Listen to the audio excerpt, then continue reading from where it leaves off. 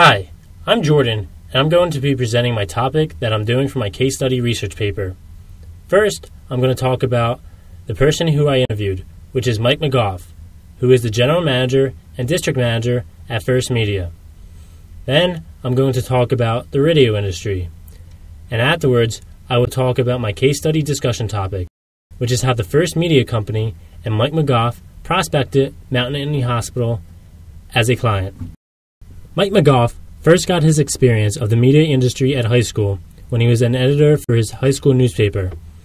Then in college, he worked for the Gannett-owned daily newspaper in the community as a reporter. He worked there for a year or so and then started working in commercial news at a local radio station. From there, he worked at a local cable access channel as an announcer. And then as a senior in college, he worked full-time as a news director for one of the radio stations. Therefore, he was able to get experience from working in the TV, radio, and newspaper industries. After college, he immediately got a job at a radio station and worked in production, where he either produced news or advertising for the station. From there, he recognized all the management positions were from people who had sales experience, so he decided he wanted to go into sales. He worked in sales and got a management position shortly afterwards due to his previous experience and by learning more of the business aspects from his sales position. Then at the age of 30, he purchased his own radio station and became an owner in addition to a general manager for the radio station. Currently, Mike McGough is a general manager of the radio station 3WZ-FM and Cable 4 News in addition to the 3WZ website, Cable 4 News website, and NittanyLiving.net. He is also a district manager of 7 other radio stations that broadcast in Pennsylvania, Maryland, Virginia, West Virginia, and North Carolina. In addition to being a general manager and a district manager, Mike McGough is also a professor here at Penn State University. He currently teaches COMM 384, the telecommunications, promotion, and sales class, and COMM 385, the media programming strategies class. Now I'm going to talk about the radio industry. The radio industry has a revenue of $17.4 billion in 2011. It has increased in the past 2 years, with a decreasing previously due to a recession. Local AM and FM radio is still a great platform for businesses to advertise because it reaches 93% of Americans every week, or over 241 million people. People mostly listen to radio in the car, at home, or at work. But mostly it is listened to in the car, with that being about 60% of the time where it is listened.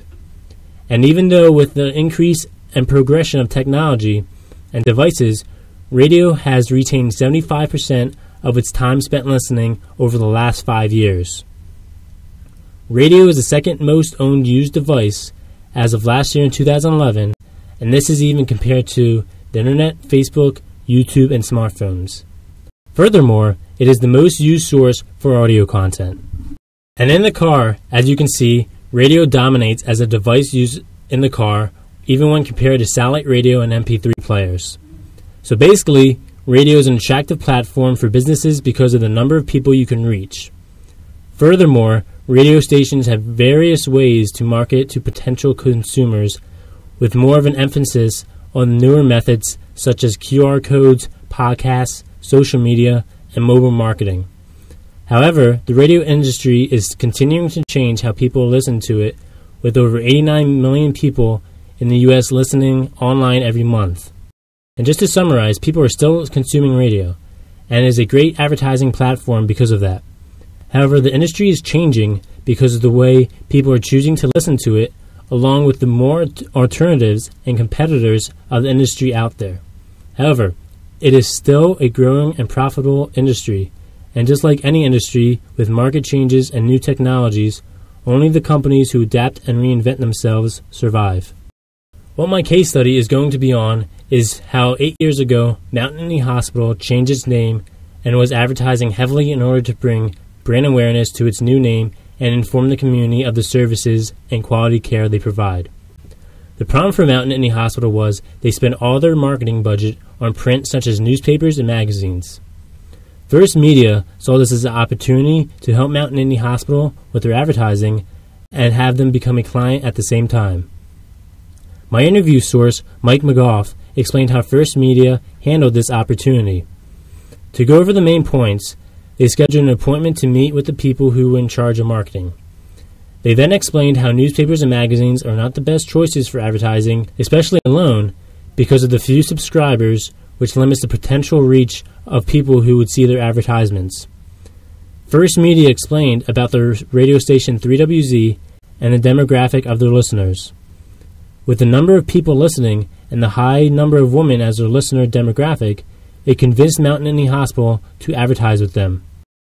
For my case study, I will go more in depth with this scenario, and I will make it an evaluation case because I will analyze the effectiveness of the outcome and performance of Mike McGough and the First Media Company. In conclusion, my interview source, Mike McGough, has been in the radio industry for over 45 years.